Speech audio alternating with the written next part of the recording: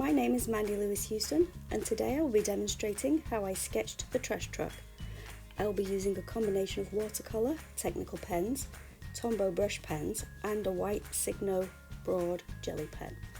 I was too slow to go and take a photo of the trash truck as it came around this morning, which is where I got my inspiration for this sketch, so I pulled a photo from the local council website. I started my sketch by making an underdrawing in graphite. You may not be able to see it on the camera, so there it is in the little box up there. I always break down subjects by starting with the largest shapes and working down to the smaller shapes. This helps me get the proportions where I want them, as well as allowing me to adjust perspective errors. Once I'm happy with that, I used my mid-grey Tombow brush pen to draw the bits I needed. I added more details at this stage, since this was a good time to make sure I had all the elements I wanted in my final sketch. Using brush pens in this way can be risky, since I erased the graphite layer. The nature of water-based inks mean I stand a good chance of completely eliminating the underdrawing during the watercolor phase. It did happen in this drawing, but not to the extent that it was an issue. I could still see enough of my drawing for it not to be difficult when starting to add the details with technical pens. I actually like the fact that my lines disappear somewhat. It lends some spontaneity to the process because I can continue to edit my sketch as it progresses.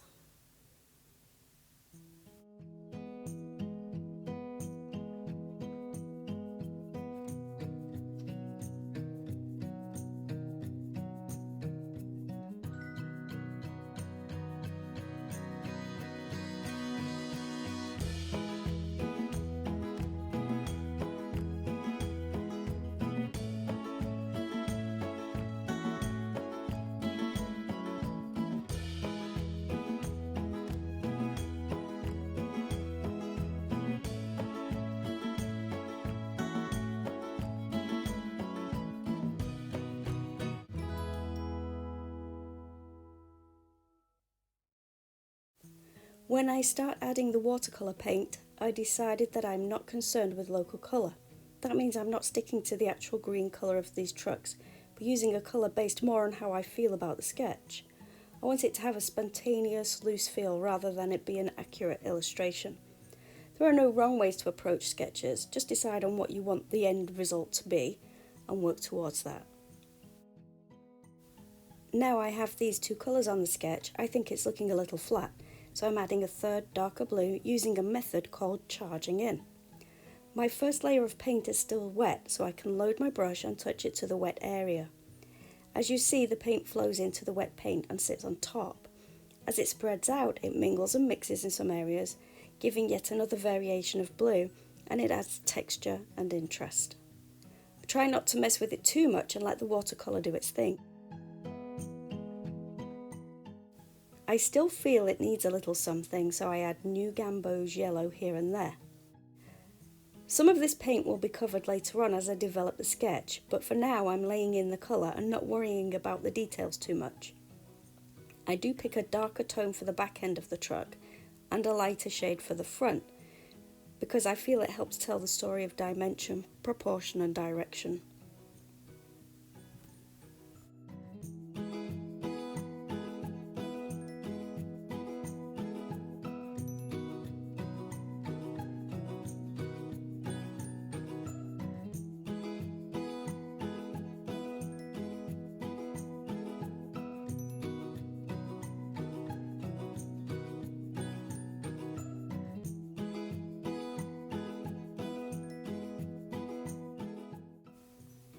I love splatters. It's something you will see used a lot in urban sketching. It adds interest and movement. You can always lift some out if you feel you've got too many, or if they're in the wrong place, but I quite like the way these landed.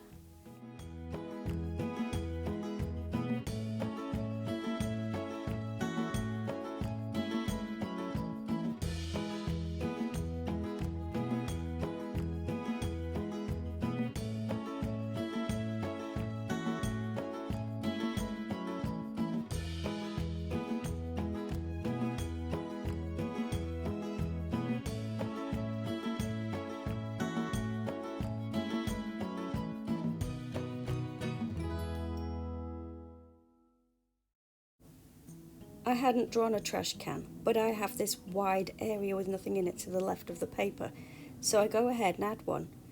I feel it adds some context to the function of this vehicle and adds to the story of the sketch. I was not at all concerned with making it perfect. I just wanted to make sure the size was roughly correct. When I start drawing with the black technical pen, I don't worry about keeping the colour inside the lines, just the general shape of the trash can.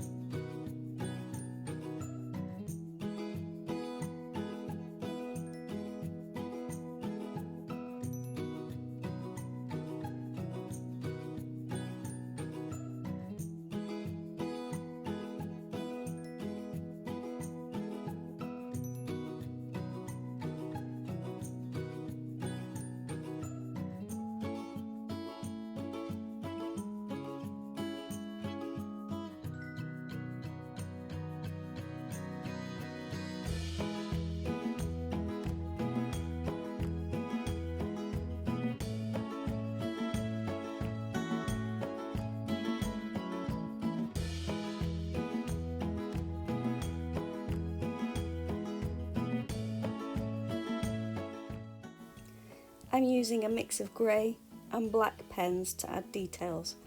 I use a dark grey brush pen to add the dark areas underneath the truck and for the tyres. I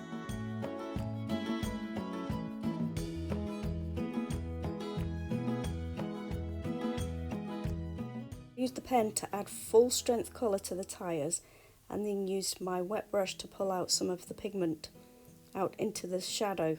It gets lighter the further out from under the truck it gets. It's a nice effect, and for me it makes sketching out of the studio on site easier because I know what the end result will be. With practice, these things become more predictable than watercolour alone, and sometimes that convenience out in the wild can save you time.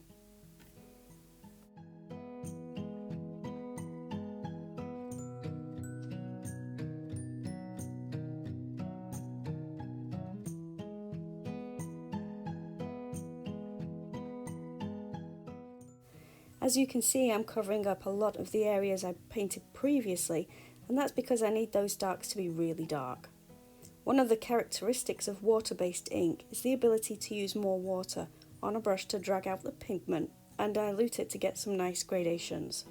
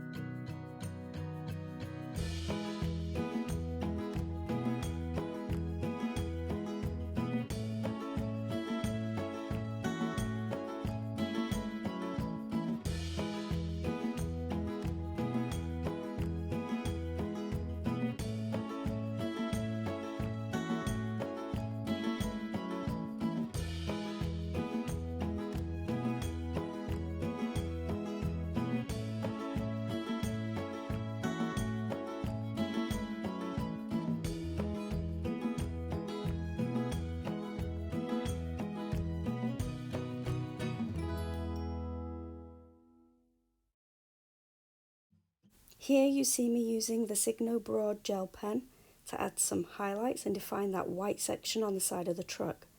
Despite my best efforts, I failed to leave the entire area clear of paint. It's okay though, quite like how it looks, and I can add some defining lines to create the look of the sticker. The trick to getting a nice opaque white line with any gel pen is using it on a dry surface. The drier your paper, the more opaque the line you will get. These pens are also useful for making minor corrections, and you can paint over the top of them once the gel ink has dried.